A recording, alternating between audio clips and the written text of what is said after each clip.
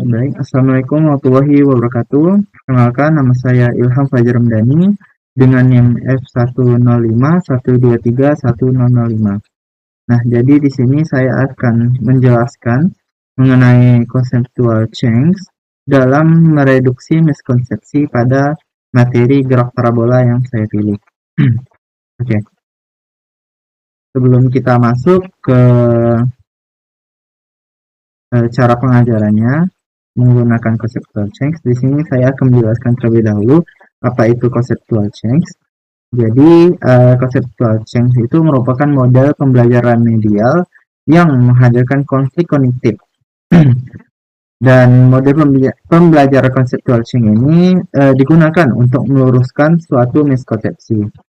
Yang dimana menurut Posner et al. Ia menjelaskan bahwa model pembelajaran conceptual change merupakan suatu model pembelajaran yang dimulai dengan menggali terlebih dahulu konsepsi peserta sebelum mengikuti pembelajaran di kelas dan menuntut peserta didik untuk menyempurnakan pengetahuan yang sudah dimiliki serta merubah, menyusun ulang atau mengganti pengetahuan yang salah yang dimiliki dengan pengetahuan yang baru yang lebih benar. Nah, pada conceptual change ini ada 4 syarat yang diperlukan untuk memenuhinya. Yang pertama itu ada dissatisfaction atau ketidakpuasan, yang dimana siswa merasa tidak puas terlebih dahulu dengan konsep yang lama. Kemudian ada intelligibility, yaitu konsep baru yang mudah dipahami. Ada plausibility, yaitu konsep baru yang masuk akal. Kemudian ada fruitfulness, yaitu konsep baru yang dapat digunakan untuk menjelaskan fenomena lainnya. Nah, nanti dari keempat ini itu akan dicontohkan secara langsung bagaimana penerapannya. Oke, kita mulai yang pertama, yaitu dissatisfaction, yang dimana siswa merasa tidak puas terhadap konsep lamanya dan tidak mampu menjelaskan fenomena tertentu, yang dimana setelah diberikan tes, itu nanti siswa akan menjawab dan pada jawaban yang mereka salah itu baru kita jelaskan dengan kita berikan bukti dengan penjelasan yang ilmiah yang benar, dan nanti siswa tersebut akan merasa dia tidak puas atau dia bilang kayak kok bisa ya dengan konsep yang lamanya atau apa yang menjadi pilihan konsepsinya. Oke, kita contohkan saja. Oke, yang di sini tujuannya yaitu membuat peserta didik merasa tidak puas dengan pemahaman awalnya, di mana kriterianya yaitu peserta didik mulai meragukan konsep awalnya atau meragukan jawaban apa yang ia pikirkan sebelumnya, sebelum diberi pengetahuan yang benar. Oke, di sini kegiatannya yang akan dilakukan yaitu memberikan tes diagnostik terkait materi gerak parabola. Nah, soal ini berbentuk two tier, di mana ada soal dan yang kedua itu ada alasannya. Nah, pada soal yang ini itu tentang gerak parabola, di mana bagaimana kejauhan pada sumbu horizontal atau x-max masing-masing objek yang ditembakkan sehingga bergerak parabola. Apabila diperlakukan sama untuk besar kecepatan awal yaitu 15 meter per second dan sudut tembak 45 derajat serta gaya gesek anginnya itu diabaikan. Nah, sedangkan yang jadi perbandingan dari soal ini itu adalah pada masanya, di mana massa bola pertama itu 200 kg dan massa bola kedua yaitu 10 kg. Opsi A yaitu bola 2 atau bola yang dengan masanya 10 kilo itu akan lebih jauh jarak lemparnya pada sumbu X. Kemudian opsi B atau bola pertama itu dengan massa 200 kg akan lebih jauh jaraknya terlempar pada sumbu X, dan opsi C yaitu kedua relatifnya jatuh pada jarak yang sama. Jadi baik dari massa bola pertama, bola kedua itu jaraknya sama. Oke, nah di sini di tier 2 atau alasannya itu akan diberikan alasan kenapa siswa itu memilih opsi dari ketiga tersebut. Nah, di sini alasan yang dibuat ini sudah yang diprediksikan atau kemungkinan besar hasil dari pemikiran mereka jika mereka memilih salah satu dari opsi tersebut. Nah, dari opsi yang A, mereka memilih opsi A atau massa bola 2 atau massa bola yang 10 kilo itu dikarenakan massa bola 2 lebih kecil sehingga lebih ringan dan terlemparnya lebih jauh.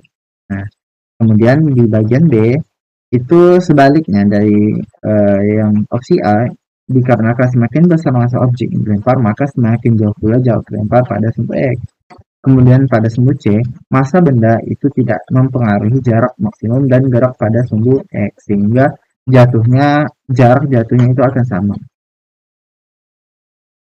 Nah, di sini setelah diberikan soal tersebut, siswa kita akan melakukan diskusi di mana meminta peserta didik untuk menjawab soal dan menjelaskan alasan memilih jawaban dari soal tersebut.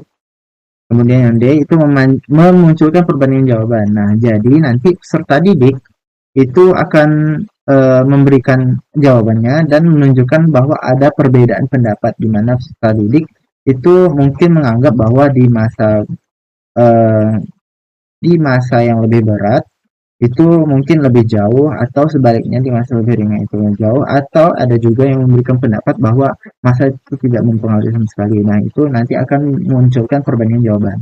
Nah, kemudian setelah banyak yang munculkan perdebatan, kita sebagai guru itu akan membuktikannya dengan melakukan pembuktian secara langsung yaitu dengan melakukan eksperimen. Nah, untuk eksperimen ini itu yang memungkinkan bisa dilakukan untuk sekarang ya, itu adalah dengan menggunakan virtual laboratory atau PET simulation. Nah, nanti setelah dilakukan eksperimen itu peserta didik akan melihat hasil eksperimen yang berbeda dari mereka yang prediksi atau mereka yang pilih dari opsi yang salah tersebut.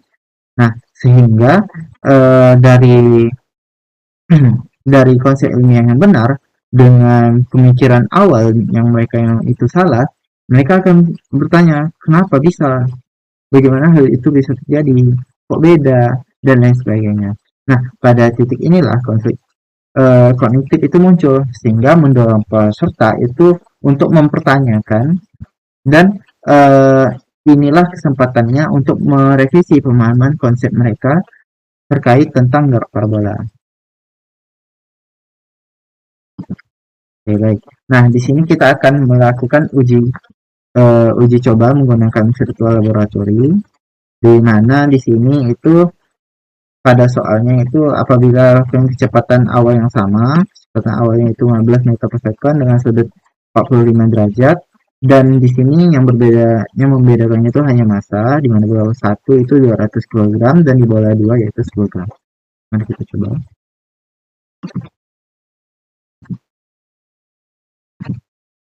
Oke. Nah, di sini sudah diatur.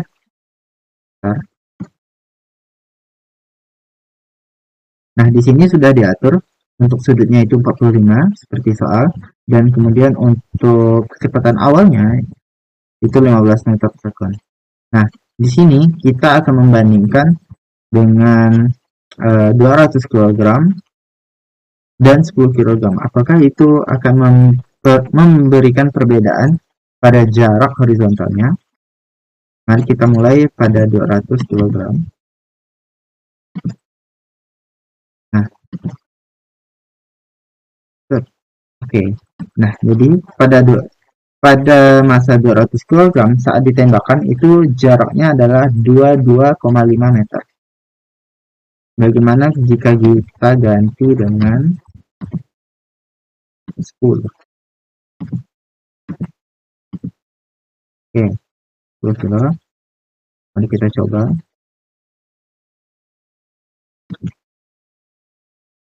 Yap, dan hasilnya itu adalah jarak yang sama, sehingga opsi yang benar adalah C. Artinya itu massa tidak mempengaruhi jarak vertikal. Artinya itu bahwa massa itu tidak mempengaruhi jarak dari horizontal pada bola, namun yang mempengaruhinya adalah kecepatan awal dan sudutnya. Kalau kita coba buktikan lagi pada kecepatan awal yang berbeda. Nah, di sini 20 dengan sudut 45. Jika kecepatan awalnya saja yang diubah, oke, maka terlihat jelas ya bahwa yang membedakannya itu ini tadi kan 10 ya, kita coba yang 200. Nah, membuktikan bahwa massa memang tidak ada mempengaruhi jarak benda di sumbu horizontal.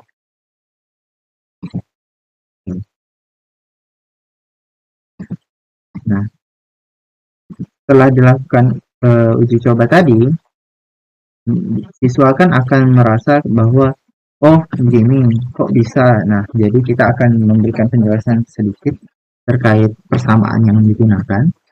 Nah, di sini persamaan yang digunakan itu menggunakan ya GLB dan GLBB. Seperti yang kita tahu pada vertikal itu menggunakan GLB, sedangkan pada horizontal itu menggunakan GLB.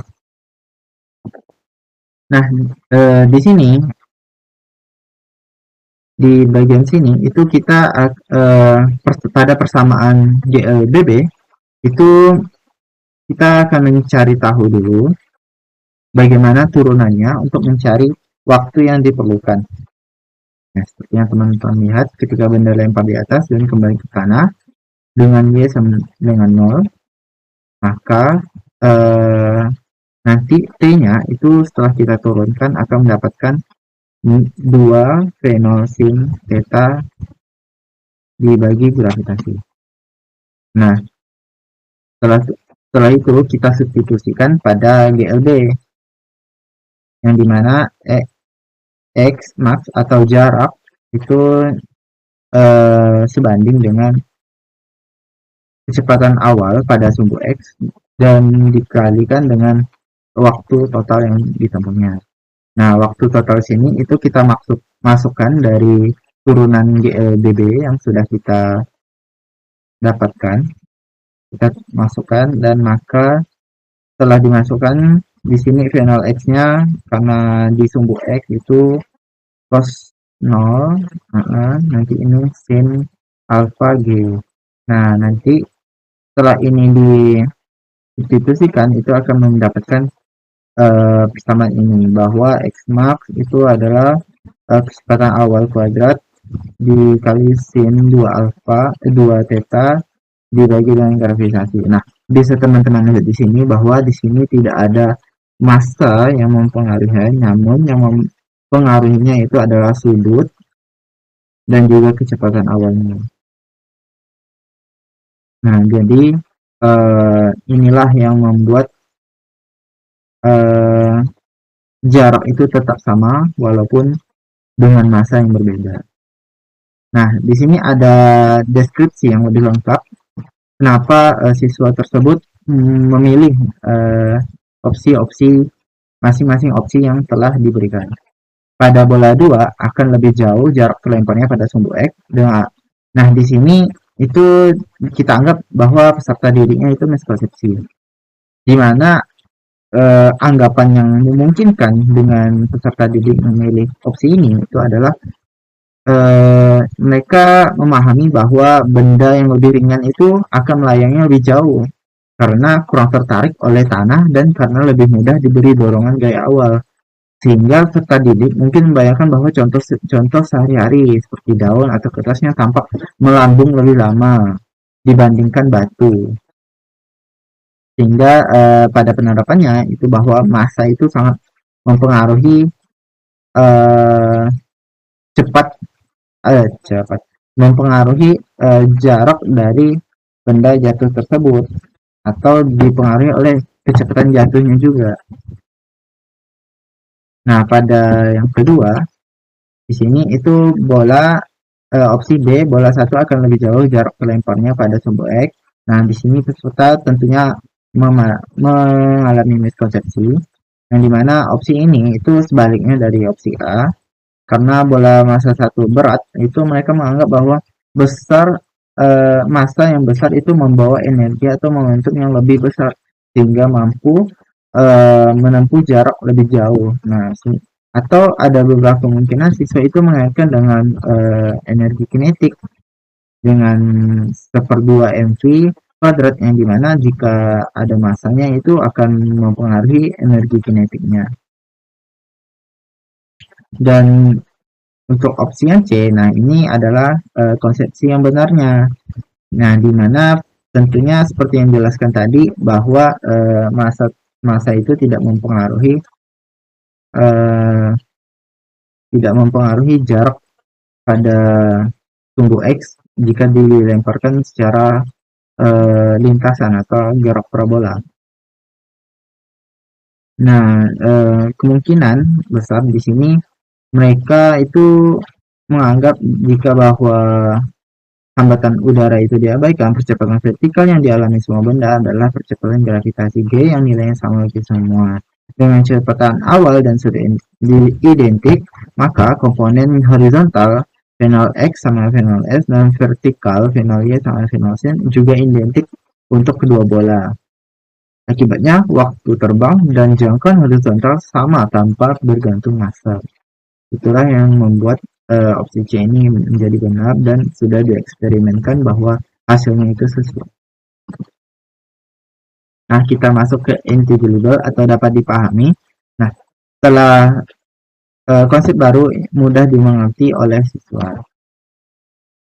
Nah, tujuan dari yang kedua, tahap yang kedua ini itu membantu peserta didik memahami konsep yang benar, dan kriterianya itu peserta didik menemukan konsep yang dapat dimengerti dan dipahami sehingga menjelaskan dan menunjukkan konsepnya yang kata-kata sendiri dan mengulangi apa yang didapatkan dari buku atau pendidik.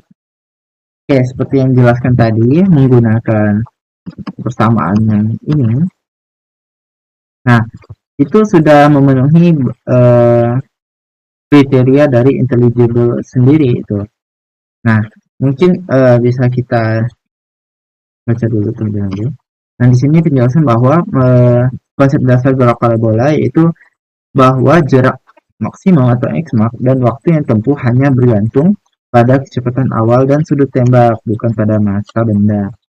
Selama gaya gesek udara itu diabaikan, kedua benda dengan massa berbeda tetapi memiliki kecepatan dan sudut yang sama, maka lintasan ataupun jarak horizontalnya itu tetap sama. Nah, di sini kita akan memberikan penganalogian. Misalkan saya dan teman saya itu berdiri di lapangan bola dan kami melempar bola, dan saya sebagai pelempar utama itu melempar bola tenis dan teman saya itu melempar bola plastik, yang dimana bola plastiknya tentunya lebih ringan daripada bola tenis. Namun kecepatan lemparnya itu sama dan sudut yang lemparnya itu kira-kira 45. Maka setelah hal ini dilakukan, itu akan menunjukkan juga seperti yang dilakukan pada PET bahwa jarak jatuh dari bola yang telah dilempar dengan sudut yang mungkin sama, itu jaraknya tidak jauh berbeda dan mendekati lah. Karena kan susah juga untuk bisa persis gitu ya, 45 sudut sama dengan kecepatan jika melempar sama pada saat aslinya. Namun jika dieksperimenkan, misalnya kita menggunakan alat yang memang bisa diukur 45 aja sama dan kecepatan awalnya memang sama di lab, itu kemungkinan pasti sama, mirip. Oke, di sini ada analogi alternatifnya, itu seperti menyampaikan ada dalam botol semprotan. Kemudian kita akan melanjutkan tahap diskusi. Nah, diskusi ini itu akan membantu peserta memahami bahwa pada gerak parabola itu massa itu tidak mempengaruhi jarak lemparan jika kecepatan awal dan sudut tembaknya sama. Sehingga di sini kita akan mengajak para peserta didik itu untuk menyimpulkan bahwa jarak maksimum itu hanya hanya diperoleh dengan kecepatan awal dan sudut tempat. Sedangkan gravitasi bekerja sama pada semua benda. Kita masuk ke langkah selanjutnya yaitu plausible atau masuk akal. Nah, di sini setelah kita berikan penjelasan yang tadi, kita analogikan, kita lakukan eksperimen, maka mereka akan masuk ke tahap possible atau mereka mau ini masuk akal atau mereka akan bilang oh gitu ya. Nah, pada tahap possible ini itu bisa kita berikan eksperimen contoh lain, melakukan melakukan eksperimen kembali dengan melempar dua benda yang memiliki massa berbeda, ya itulah intinya sama lah dengan apa yang kita lakukan dengan eksperimen sebelumnya. Kemudian kita akan melakukan prediksi dan verifikasi, di mana peserta didik untuk memprediksi dahulu benda mana yang akan lebih jauh dan berdasarkan pemahaman awal mereka. Setelah itu saya melakukan coba langsung dan hasil. Oke. Ini pada prediksi dan verifikasi ini itu kita akan mengajak untuk peserta didiknya mencobakannya secara langsung gitu ya. Dan yang terakhir itu melakukan penjelasan ulang. Sebagai guru atau pendidik kita akan menjelaskan ulang terkait kenapa hal tersebut bisa terjadi gitu, seperti yang sudah saya jelaskan sebelumnya ya. Nah, yang keempat yaitu fruitful, di mana konsep baru itu dapat digunakan untuk menjelaskan atau memprediksi fenomena lain. Nah, tujuan dari fruitful ini itu membuat peserta didik menerima bahwa konsep baru itu lebih masuk akal daripada konsep lama, dan kriteria yang diinginkan itu peserta didik itu menemukan konsep yang dapat dimengerti dan masuk akal, dan konsep ini harus selaras dengan konsep peserta didik yang sekarang tanpa banyak konflik. Nah, implementasinya itu menunjukkan implementasi dalam kehidupan sehari-hari seperti pada kegiatan olahraga, melempar bola, menendang bola di lapangan, atau bermain permainan ketapel, di mana benda lebih berat dan lebih ringan tetap memiliki jarak lempar yang sama dan sudut awal dibuat sama. Nah, kemudian setelah diberikan contoh dalam kehidupan sehari-hari, dilanjutkan dengan memberikan latihan soal. Namun pada latihan soal ini itu tentunya diberikan adanya perbedaan dari soal yang pertama, sehingga mereka bisa memahami apa yang kita jelaskan sebelumnya dan apa yang membuat soal ini itu menjadi berbeda dengan soal sebelumnya yang membuat mereka mengalami. Dan selanjutnya itu diberikan kesimpulan. Di sini pada kesimpulan itu diminta kepada siswa itu memberikan kesimpulan dulu, baru kita memberikan kesimpulannya sebagai peserta didik. Yang dimana kita beri kesimpulan bahwa jarak horizontal dalam jarak parabola itu hanya ditentukan oleh kecepatan awal saat kita melempar atau benda itu menembak dan sudut yang ditembakkan. Oke, mungkin itu saja penjelasan dari saya. Terima kasih. Mohon apabila ada kekurangan, mohon maaf. Assalamualaikum warahmatullahi wabarakatuh.